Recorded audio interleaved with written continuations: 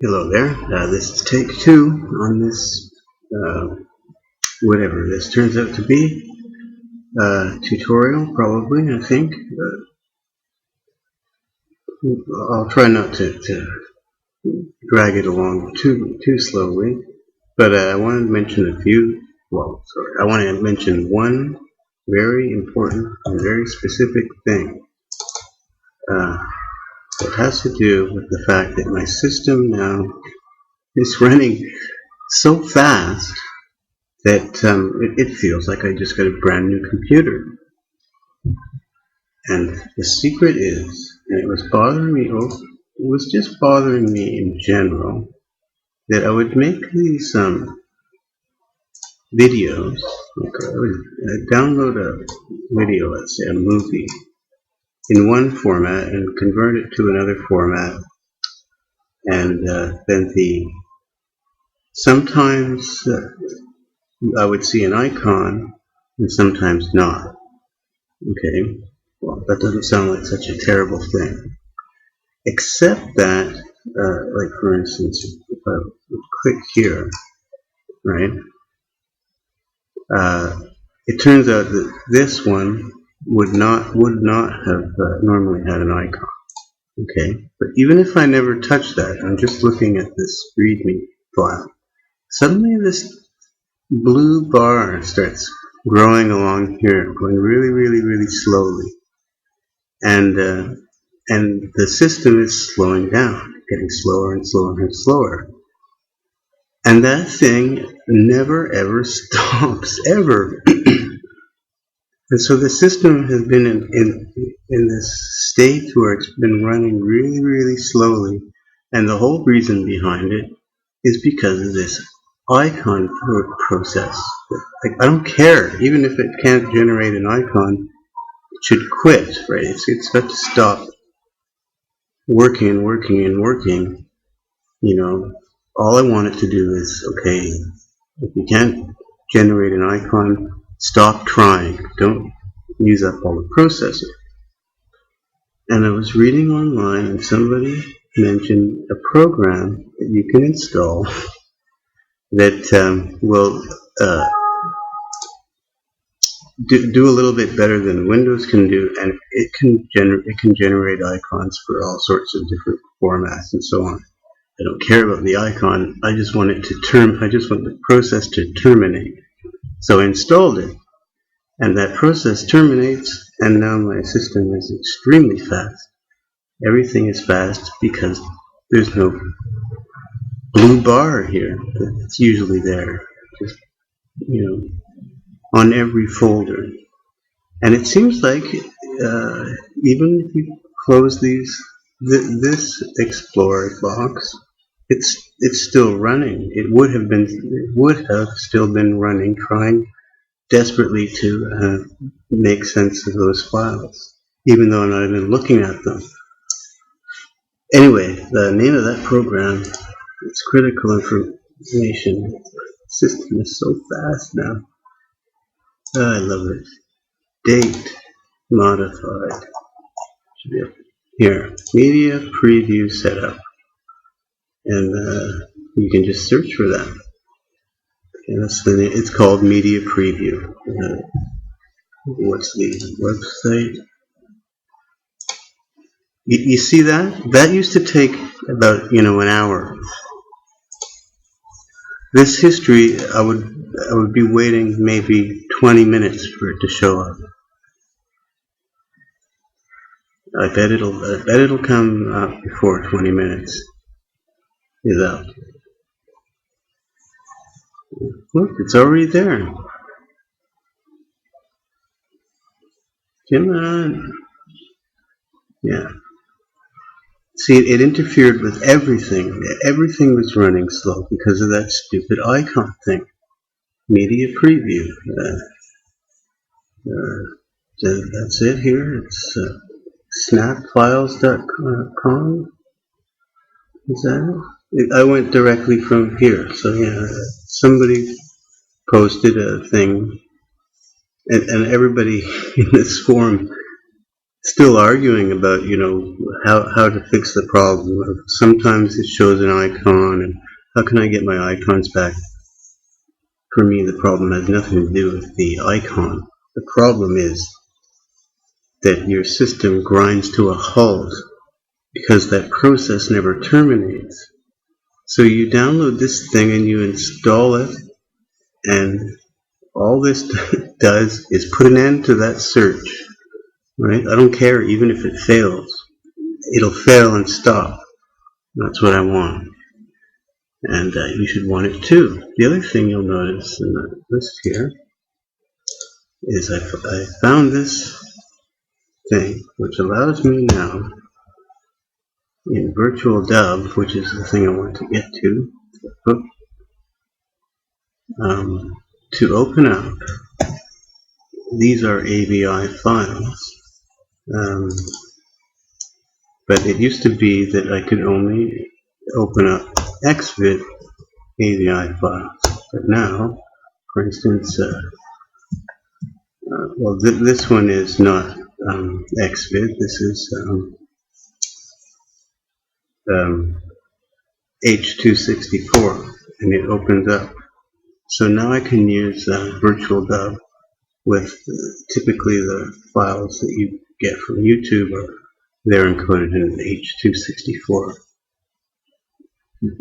You can't open an MP4 in this immediately, but you can easily turn an MP4 into an AVI with this program, and that's instant. Then you can open this up and work with it in an easy way. And the compressors here, and you can configure how you want to compress and encode something. So that's a major improvement. Oh, you may have noticed one of the things that was not working for me, and the reason I kept having to struggle with this open dialog, even though before I never had this extra bit, right, the options provided from virtual dub. But now that I have these things, I expect this little checkbox to work, and it wasn't working, right? So basically I've almost completely implemented get open file name. You see these file types? This here combo box has to have a certain identifier. And same with this, and various bits and pieces have special identifiers that are supposed to identify them. And this here was not working for me, and I couldn't figure out why, and I tried all sorts of things. And so I started to think, well, okay, I might as well try to just read the help very slowly, and just make sure that I'm implementing everything. And it's hard often to know that you're to know if you are, because there are a lot of intricate little details, like this hook proc. One of the things I didn't notice until I was reading very carefully was that when you click the OK, this is supposed to be sent. Okay, this special message goes to the hook proc with a bundled with a WM notify message, right? So then I click here, and I'm doing my thing and making the notify message, having forgotten to continue reading carefully and realize that even though it's a WM notify message, the parameter is not the same one that you normally send with a WM notify message. It's a special extended one, this structure, which has within it a regular WM notify header, and then the open file name struct has to be sent. And then there's a stir file. That file has to do with a network sharing violation. And then there are a bunch of messages that you might receive. Well, all I'm doing is asserting that I'm not getting them, and I'm not. So I don't have to implement those. The other thing is, when just after initialization, you have to send a special message to this hook thing. Here, see. So there's a lot of stuff here that if you don't read this very carefully, you're going to miss. And I figured I probably missed a bunch of things, and I did, but I still couldn't get those checkboxes to work. And I know that the messages are getting received. So I figured, well, it's possible maybe, I've got to implement this. Right? These are the special identifier numbers associated with the various controls on the open file name box. And the one that I just added, CMB1, okay, that shows the filters. Turned out as soon as I added this combo and got the filters right as it is, it will work now. It wasn't doing that before. So now that part works, and that the fact that this thing never changes has nothing to do with my hook. It's always checked. It's a bug in whether or not I've got my hook installed. And how do you like my fancy little dialogue, eh? It has a nice resizing ability. Here are all the things that were sent in. Here are all the things that you can open up. New things. ABS. This here has to do with what's it called? Absynth. Absynth. Okay. That Absynth is something called a frame server, and that allows you to open up any kind of video file in this program, and all this program sees is what looks like an AVI file. Anyway, not important. The hooking. So I'll just have to go through step by step. Once again, where to start with this? Here is my DLL called COMDLG31.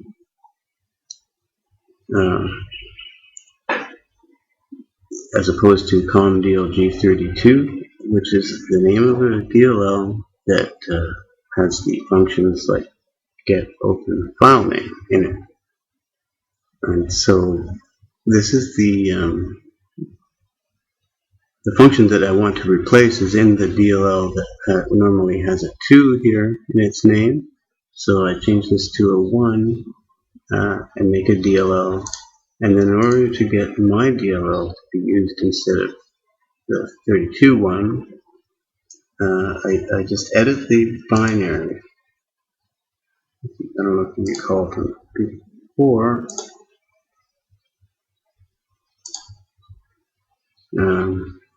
Well, I wouldn't normally do it in this directory.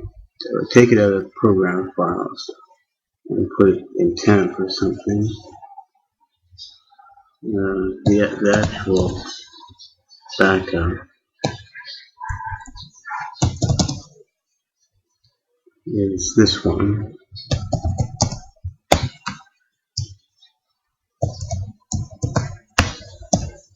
Okay, now I would open that up here into MSDev. I'm just showing you this part first to show you how you get there quickly this way. How you get into the program. So you open this up as binary.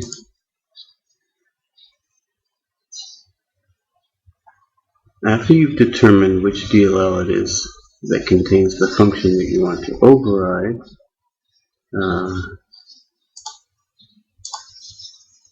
you then open up the executable that you think might be calling the function and search for that string. It'll be comdlg32.dll. Not that.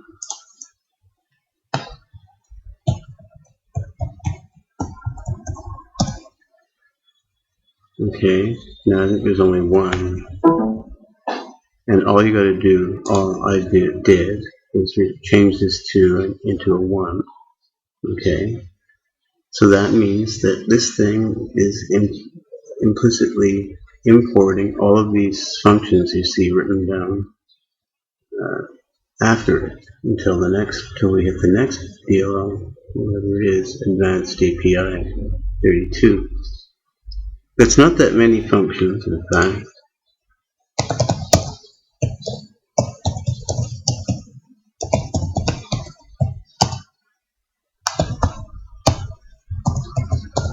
I'll just show you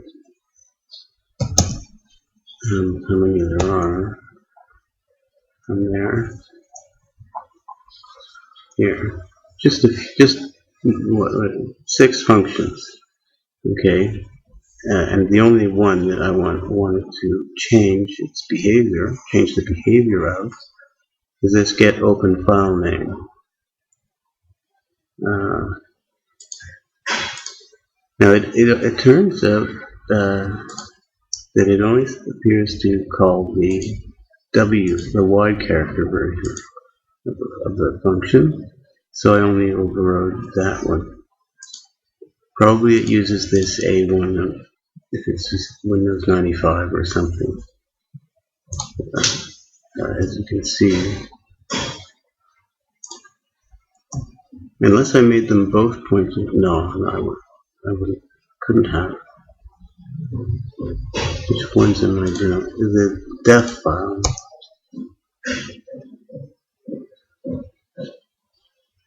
Okay, everything's just my. These numbers are irrelevant. It doesn't matter what you put there.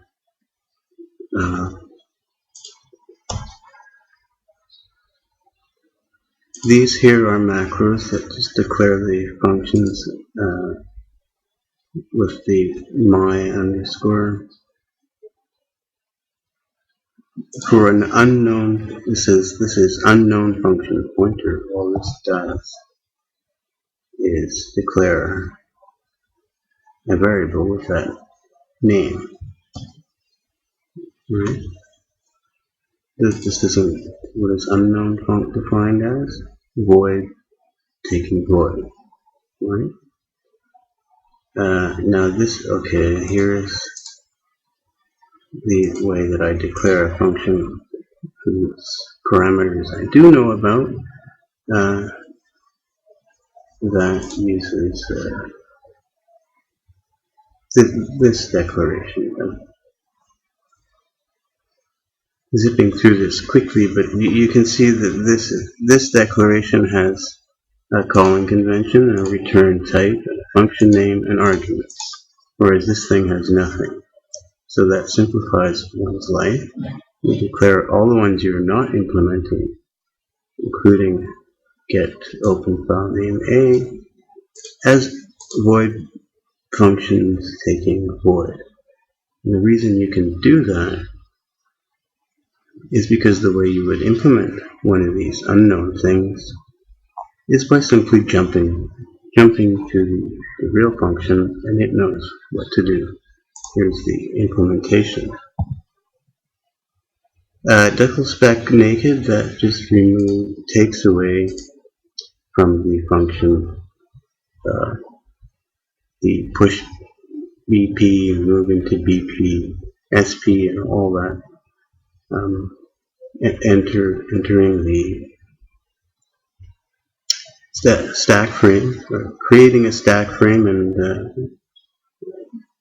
destroying a stack frame is bypassed by putting this decal spec naked in front. So all this resolves to is a simple jump. It's just a single line jump to this address, whatever this address turns out to be. Those addresses are just loaded using get proc address when the DLL starts up. Okay, so with these macros, it's quite easy to define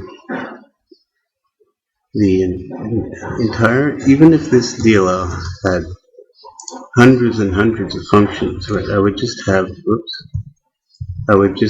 hundreds of these unknown things and use the same macro over and over again. You could do all of this, it's easy. But for the ones that you want to implement, then you have to declare it exactly as it's supposed to be. In this case, it has to be a Pascal calling convention, returning a Boolean value. This is its name exactly, and this is the type of argument it takes. That's necessary because I'm implementing it. So here's my implementation. No, I don't know if I need this. Doesn't matter. I started doing this one way where I was doing most of the work here in the hook DLL. But more and more stuff kept moving into TS Windows here, which is where I'm implementing the dialog. Open my open file name dialog, which you just saw. And I was doing a lot of parsing in here of this structure and passing a specific type of argument to this guy. But eventually I just said, well, to myself, well, why am I parsing this thing here? I might as well just pass that thing into this dialog and let it deal with the parsing of this structure, which it does. And the only parsing bit that I have here, and it's incorrect as it turns out, is I'm looking for. I only want to jump in if these are the extensions being asked for in the for the dialog. But as you saw, there can be. It depends on which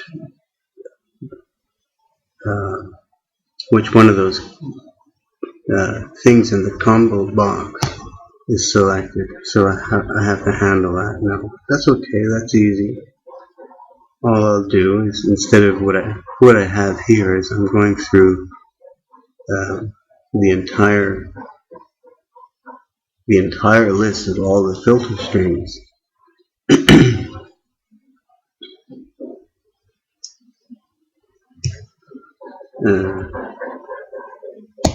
Whoops, open.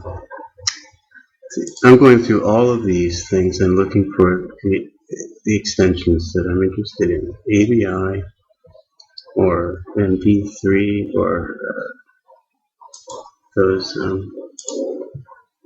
these script files, right?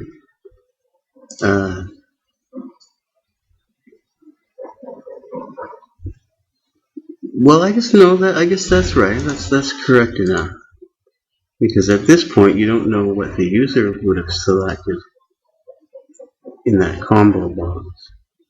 Whether or not I might as well just handle all cases, right, and not even have this parsing or this mode decision here. I'm implementing in full get open file name, including all of the little controls in there. special identifiers and everything, so I might as well. In fact, I can just dump all this and just always call my thing. Well, there are some cases I don't want to handle the non-explorer hook procedure where you're supposed to implement the entire dialogue rather than having a few little checkboxes. I don't know what to do if there's no filter. Pass that off to the real function. And otherwise, if there's a filter string, which is actually a bunch of pairs of strings, one description and one is definition, has a definition part.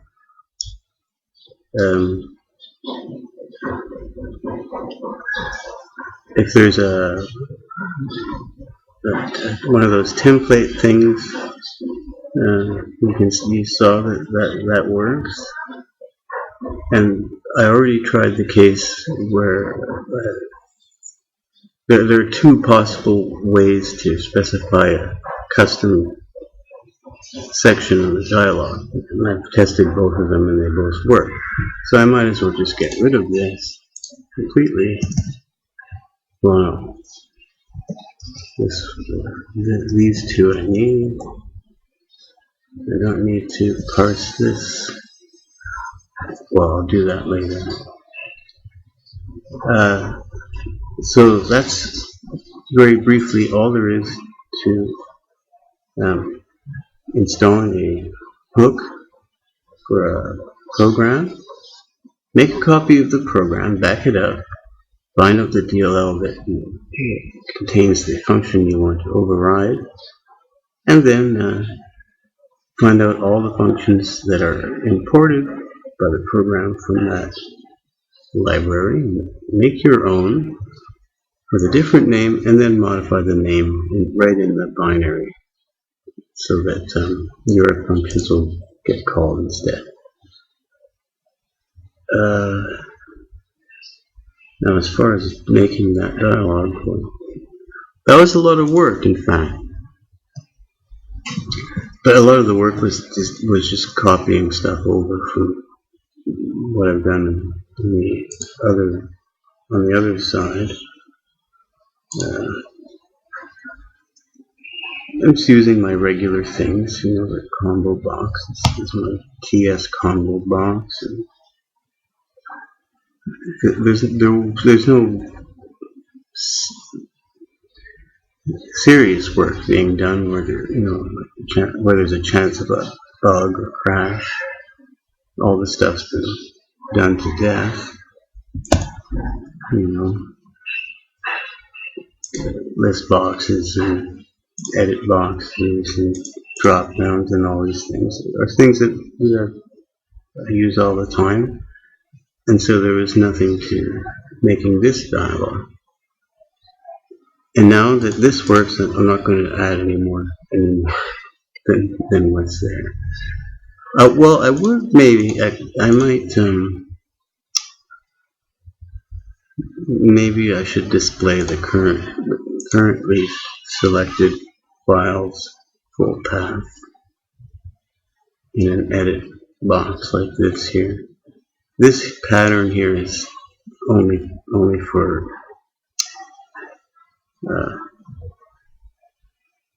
selecting out the things that I'm interested in. Like I don't want any of these things. I don't know why I don't want them, but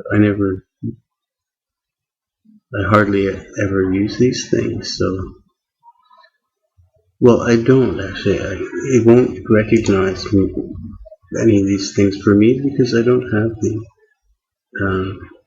decompressors, the video for Windows thing like I just got for the new type of AVI file.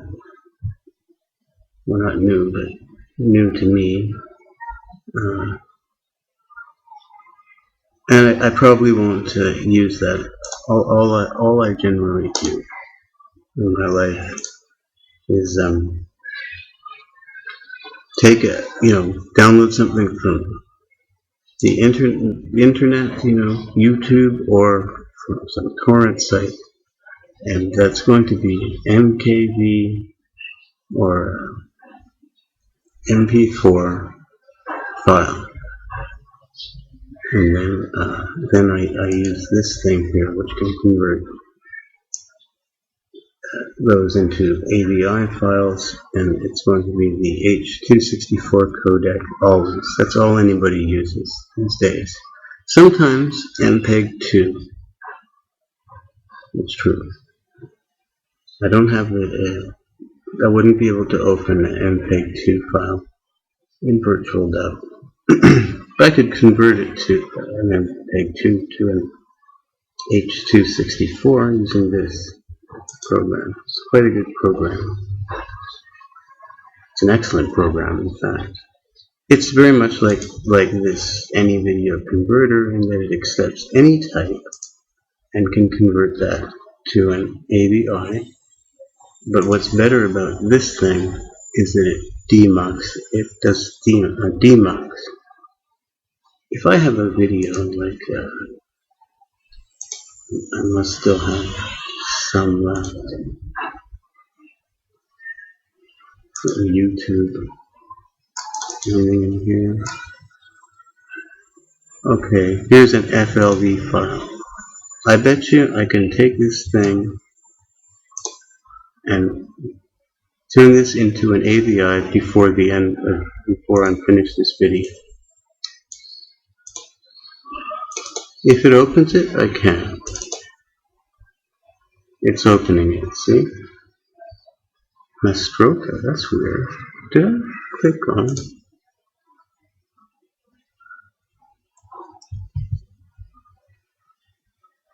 Off partition, okay. Now I just say save, Control that will export, I think is the save, okay. Save. I'll put that into temp, see? Music.avi.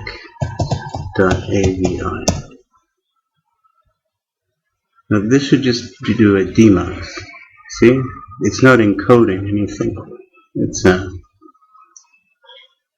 this usually goes up to thousands of frames per second, depending on how busy your hard drive is.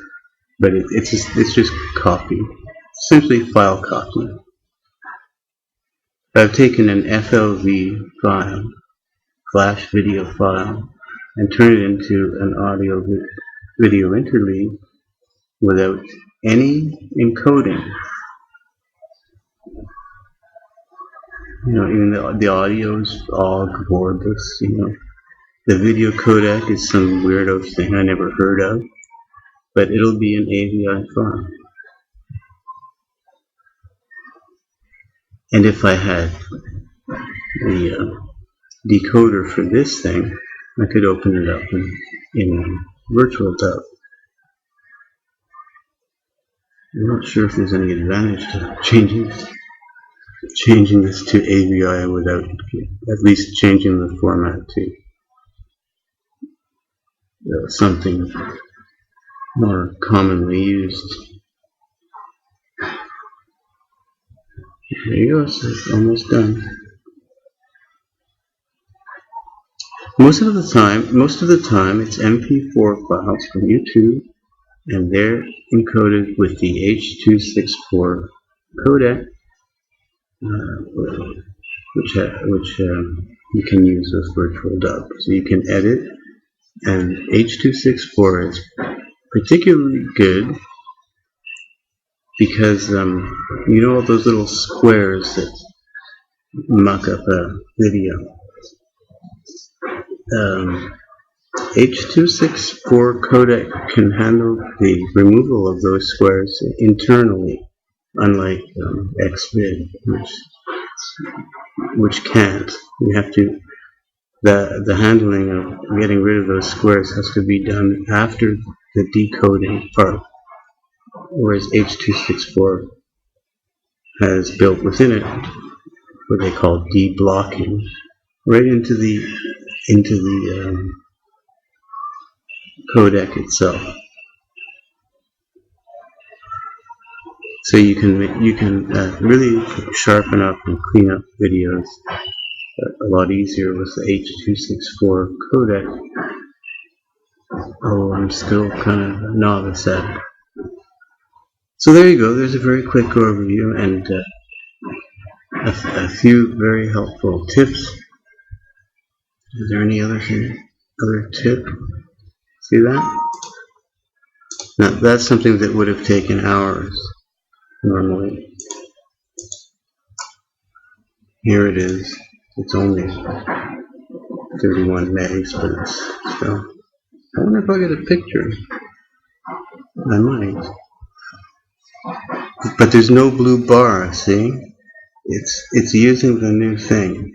So it wasn't able to generate a picture, but it quit. And that's the critically important thing. In fact, I know that this needs I need to do something else with this. Watch this. Because you see these bit rates, they're wrong. If I ran this, it'll play, but the percentage bar will never move. But if I do this is also a muxing. No encoding involved. Original.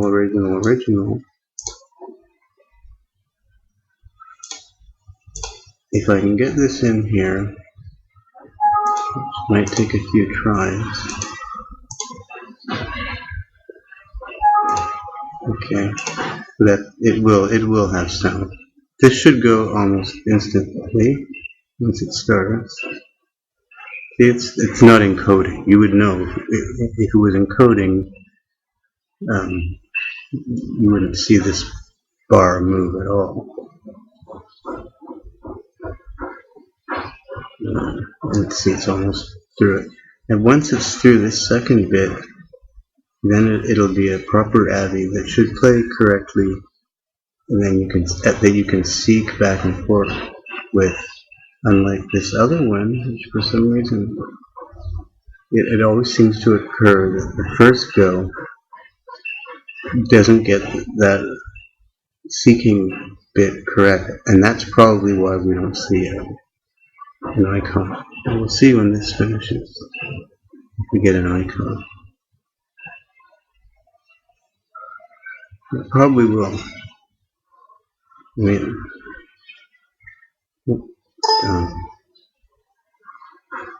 Okay, so here it is again.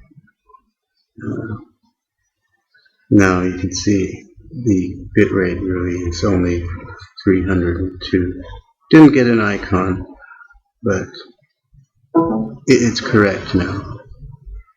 62 frames a second, very fast. I don't know if that's really correct, but this is definitely not correct. Right? 64,000. This probably is right, I guess. I can click on it, but you wouldn't hear anything. You can hit mute. See if it plays.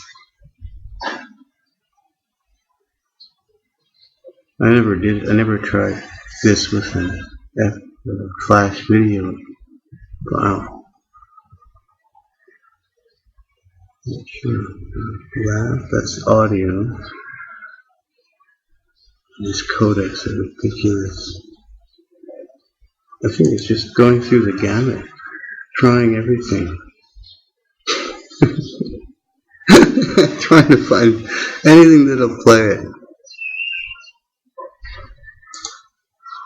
I don't think it's finding anything. No. Missing. Unknown media type. Well, okay. But I bet you anything that this thing will convert it to, we'll be able to convert it to something, a known type. I know it will, it always does. Okay, see you later.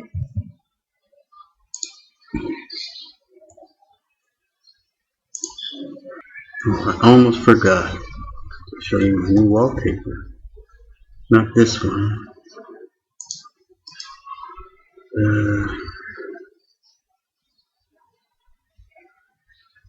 It's in my list of things.